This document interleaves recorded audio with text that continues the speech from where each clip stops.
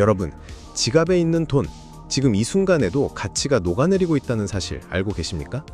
한국은행이 시장에 돈을 쏟아붓고 있는데 금리는 오히려 치솟고 외국인들은 한국 자산을 팔아치우며 탈출 중입니다. 부동산 프로젝트 파이낸싱이라는 시한폭탄은 째깍째깍 초읽기에 들어갔거든요. 교과서에서 배운 경제학 상식이 완전히 뒤집어진 기현상이 지금 대한민국에서 벌어지고 있습니다. 돈을 풀면 금리가 내려가야 정상인데 우리나라는 정반대로 움직이고 있으니까요. 이게 왜 여러분의 월급과 저축과 집값에 직접적인 위협이 되는지, 그리고 이 혼란 속에서 어떻게 살아남아야 하는지 낱낱이 파헤쳐 보겠습니다.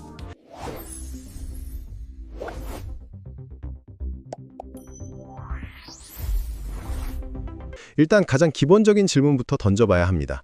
시장에 돈이 넘쳐나면 돈의 가격인 금리가 떨어지는 게 당연한 순리인데 왜 대한민국에서는 이 공식이 안 먹히는 걸까요? 한국은행이 RP 매입에 국고채 단순 매입까지 꺼내들며 유동성을 공급하고 있는데 시장 금리는 마치 정부를 비웃기라고 하듯 날뛰고 있거든요. 불이 났는데 소방관이 물을 뿌리니까 불길이 더 거세지는 격이라고 보시면 됩니다. 이 말도 안 되는 상황의 원인을 파악하려면 시장 참여자들의 심리를 먼저 읽어야 해요. 핵심은 바로 신뢰의 붕괴에 있습니다. 한국은행이 돈을 풀면 풀수록 시장은 안도하는 게 아니라 오히려 공포에 질리고 있거든요. 중앙은행이 저렇게까지 무리수를 두고 있다는 건 우리 눈에 보이지 않는 곳에서 뭔가 심각하게 썩어가고 있다는 반증이니까요. 특히 글로벌 투자자들, 이른바 스마트머니라고 불리는 외국인들은 이 신호를 귀신같이 포착하고 있습니다. 그들 눈에 지금 대한민국 경제는 인공호흡기 없이는 숨도 못 쉬는 중환자로 비치고 있는 거죠. 경제용어로 표현하면 위험 프리미엄이 폭등한 상황인데 쉽게 설명해 드릴게요. 내일 당장 파산할 것 같은 친구한테 돈을 빚어준다고 생각해 보세요. 당연히 이자를 높게 받으려고 하겠죠. 지금 전 세계 투자자들이 대한민국 국채를 보면서 정확히 그 짓을 하고 있는 겁니다. 한국이라는 나라가 부동산 거품 직전이고 돈 떼일 위험이 높으니까 더 높은 이자를 요구하고 있는 거죠. 이게 바로 돈을 아무리 풀어도 금리가 내려가지 않는 기괴한 현상의 실체입니다. 그렇다면 투자자들이 이렇게까지 대한민국을 불신하게 된 근본 원인은 뭘까요? 바로 부동산 프로젝트 파이낸싱, 줄여서 PF라고 부르는 시한폭탄 때문입니다. 2025년 상반기 기준으로 부실 우려가 있는 PF 규모만 해도 20조 원에 달했는데 이 숫자가 감이 안 오실 수도 있으니 좀 더 풀어서 설명하겠습니다. 이 20조 원이 터지면 건설사 몇 개 망하고 끝나는 수준이 아닙니다. 돈을 빌려준 저축은행과 증권사, 심지어 시중은행까지 줄줄이 도미노처럼 쓰러지는 금융 대재앙이 시작되는 겁니다. 더 무서운 건 이 20조 원이라는 숫자조차 빙산의 일각일 가능성이 높다는 점이에요.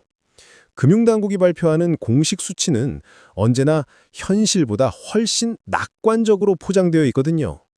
실제로 현장에서 뛰는 금융권 관계자들 사이에서는 부실 규모가 공식 발표의 두세 배는 될 거라는 이야기가 공공연하게 돌고 있습니다. 왜냐하면 만기 연장이라는 마법의 기술로 부실을 숨기고 있는 프로젝트들이 셀 수 없이 많기 때문이죠. 한국은행이 욕을 바가지로 먹어가면서도 꾸역꾸역 돈을 푸는 진짜 이유가 바로 여기 있습니다. 이 시스템 붕괴를 어떻게든 막아보겠다고 소방수 노릇을 자처하고 있는 건데요. 아이러니하게도 그 노력이 오히려 시장의 불안을 증폭시키는 역효과를 내고 있는 거죠. 물가를 잡아야 할 중앙은행이 물가는 뒷전이고 부동산 시장 눈치 보느라 제 역할을 못하는 꼴이 되어버렸으니까요. 이건 단순한 정책 실패를 넘어서 우리 금융 시스템의 구조적 문제를 드러내는 증거입니다. 문제의 뿌리를 찾으려면 시간을 조금 거슬러 올라가 봐야 합니다. 많은 전문가들이 지목하는 결정적 분기점이 있는데 바로 둔촌주공 사태 때 정부가 내린 선택입니다. 단군 이래 최대 재건축이라고 불리던 그 프로젝트가 공사비 문제로 멈춰 섰을 때가 있었죠. 자본주의 원칙대로라면 사업성 없는 프로젝트는 정리하고 고통스럽더라도 구조조정을 했어야 맞거든요. 그런데 정부는 정반대의 길을 택했습니다. 온갖 규제를 풀고 돈을 쏟아부어 억지로 살려냈죠. 당장 급한 불은 껐을지 몰라도 그 선택이 시장에 아주 나쁜 신호를 보내버렸습니다. 덩치만 키우면 절대 망하지 않는다는 대마불사 신화가 부활해버린 거죠. 건설사도 금융사도 리스크 관리는 내팽개치고 일단 짓고 보자는 식으로 폭주하기 시작했습니다. 진작 터뜨려서 고름을 짜냈어야 할 종규를 계속 덮어두다 보니 지금은 온몸으로 고름이 퍼져서 손 쓸 수 없는 지경까지 온 겁니다. 더 심각한 문제는 이런 구조 속에서 대한민국이 부동산 중독에서 영영 헤어나올 수 없게 됐다는 점입니다. 가계부채와 부동산 PF를 합치면 민간 신용의 절반 가까이가 부동산에 묶여 있거든요. 나라 경제 전체가 거대한 아파트 단지 하나에 목숨을 건 셈입니다. 생각해보세요. 여러분이 번 돈의 상당 부분이 대출 이자로 빠져나가고 있지 않습니까? 내 집 마련의 꿈을 이루려고 영끌했던 사람들은 지금 금리 인상에 허리가 휘고 있고요. 전세 사기로 평생 모은 돈을 날린 피해자들의 비극은 아직도 현재 진행형입니다. 이러니 정치인들은 표 떨어질까봐 집값 하락을 죽기보다 싫어하고요. 중앙은행은 독립성을 잃고 부동산 시장 눈치만 보는 식물기관으로 전락해버린 겁니다. 해외 사례와 비교해보면 우리가 얼마나 잘못된 길을 가고 있는지 더 선명하게 드러납니다.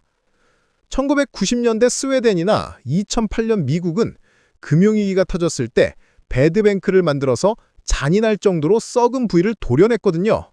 부실 자산을 시장 가격으로 헐값에 사들이고 은행들에게 손실을 강제로 떠안겼죠. 당장은 피가 철철 흐르고 비명이 터져 나왔지만 그 덕분에 시스템이 빠르게 정상화됐고 다시 건강을 되찾았습니다. 일본의 사례는 우리에게 더 뼈아픈 교훈을 줍니다. 1990년대 초 부동산 거품이 꺼졌을 때 일본 정부는 우리처럼 문제를 덮고 시간을 벌려고 했거든요. 그 결과가 뭐였습니까? 잃어버린 10년이 20년이 됐고 30년이 지난 지금도 일본 경제는 완전히 회복하지 못했습니다. 우리가 지금 똑같은 실수를 반복하고 있다는 게 두렵지 않으세요? 반면 우리는 지금 수술대에 눕는 게 무서워서 진통제만 맞으며 버티고 있는 형국이에요. 정부가 2028년까지 PF 자기자본 비율을 20%로 올리겠다는 로드맵을 내놨는데 방향은 맞습니다. 하지만 당장 숨이 넘어가는 환자한테 3년 뒤에 건강해지게 해주겠다는 약속이 무슨 의미가 있겠습니까? 지금 필요한 건 응급수술이지 장기 치료 계획이 아니거든요. 이제 현실적인 이야기를 해봐야 할 것 같습니다. 거시경제니 정책이니 하는 건 높으신 분들이 알아서 하라고 치고 당장 내 지갑과 가족을 지키려면 뭘 봐야 할까요? 혼란의 시장에서 살아남기 위해 매일 체크해야 할 핵심 지표들을 알려드리겠습니다. 가장 먼저 봐야 할 건 국고채 10년물 금리입니다. 이건 우리 경제의 체온계라고 보시면 되는데 지금 3% 중반대에서 움직이고 있거든요. 국고채 금리가 중요한 이유는 이게 정부가 돈을 빌릴 때 내야 하는 이자율이기 때문이에요. 정부조차 높은 이자를 줘야 돈을 빌릴 수 있다는 건 그만큼 시장이 대한민국을 불안하게 보고 있다는 뜻이죠. 만약 이게 4%를 뚫고 올라간다면 그때는 정부가 아무리 돈을 풀어도 시장이 더 이상 신뢰하지 않는다는 신호로 읽으시면 됩니다. 통제 불능 상태로 진입했다는 가장 확실한 경고등이죠. 원달러 환율도 빼놓을 수 없는 핵심 지표입니다. 외국인들은 한국 경제가 위험하다고 판단하면 뒤도 안 돌아보고 돈을 빼서 달러로 바꾸거든요. 환율이 1,500원을 위협하는 상황이 온다면 그건 단순히 해외여행 비용이 비싸지는 문제가 아닙니다. 전 세계가 대한민국 경제에 불신임표를 던졌다는 뜻으로 해석해야 합니다. 환율이 오르면 수입 물가가 뛰고 수입 물가가 뛰면 장바구니 물가가 폭등하고 결국 여러분의 실질 구매력이 쪼그라드는 악순환이 시작되거든요. 그 선이 뚫리면 정말 각자 도생의 길을 찾아야 할 수도 있어요. 외환보유고 동향도 반드시 눈여겨봐야 합니다. 환율 방어한다고 달러를 쌈짓돈 쓰듯이 쓰고 있는데요. 이 곳간이 급격히 비어가고 있다는 뉴스가 들린다면 우리 경제의 최후 방어선이 뚫리고 있다는 소리거든요. 총알이 떨어진 군인이 전쟁터에서 할 수 있는 게 뭐가 있겠습니까? PF 대출 연체율은 특별히 주의 깊게 봐야 하는데 여기서 팁 하나 드리겠습니다.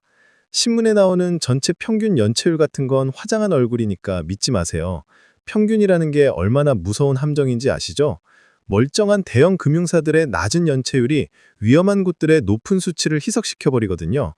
저축은행이나 증권사 같은 약한 고리들의 연체율만 따라 떼어보셔야 합니다. 그 수치가 10%를 넘나들고 있다면 이미 뇌관에서 연기가 피어오르고 있는 거라고 보시면 되고 언제 터져도 이상하지 않은 상태라는 뜻이죠. 마지막으로 외국인 순매수 동향을 체크하셔야 합니다. 외국인들이 주식과 채권을 몇 달째 계속 팔아치우고 있다면 그건 아주 명확한 신호거든요. 스마트머니는 말로 하지 않고 돈으로 행동합니다. 이 사람들은 전 세계 시장을 분석하는 최고의 애널리스트들을 고용하고 있고 우리보다 훨씬 빠르게 정보를 입수해요. 그들이 한국에서 돈을 빼고 있다는 건 뭔가 우리가 모르는 위험 신호를 포착했다는 의미일 가능성이 높습니다. 그들이 짐 싸서 떠나는데 우리나라는 펀더멘털이 튼튼하다는 뉴스만 믿고 가만히 있다가는요. 침몰하는 배에서 끝까지 바이올린 켜는 연주자 신세가 될 수 있어요. 지금 대한민국 경제는 살얼음 판미를 걷고 있습니다. 위기라는 건 항상 예고 없이 찾아오는 것처럼 보이지만 사실은 지금처럼 끊임없이 신호를 보내고 있거든요. 우리가 애써 외면하고 싶었을 뿐이죠. 1997년 IMF 외환 위기 때도 그랬고 2008년 글로벌 금융위기 때도 마찬가지였습니다. 위기가 터지고 나서야 사람들은 말하죠. 어떻게 그 징조들을 못 봤을까 하고요. 하지만 징조는 분명히 있었고 다만 대부분의 사람들이 보고 싶지 않았던 겁니다. 오늘 말씀드린 핵심 지표들을 머릿속에 새겨두시고 매일 체크하십시오. 남들이 설마 무슨 일 있겠어 하며 안이하게 굴 때 이 신호들을 포착하고 한 발 먼저 움직이는 사람만이 다가올 폭풍 속에서 자산을 지킬 수 있습니다. 돈의 흐름은 냉정하고 그 흐름을 읽는 자만이 살아남는 법이니까요. 오늘 영상이 도움이 되었다면 구독과 좋아요는 필수입니다.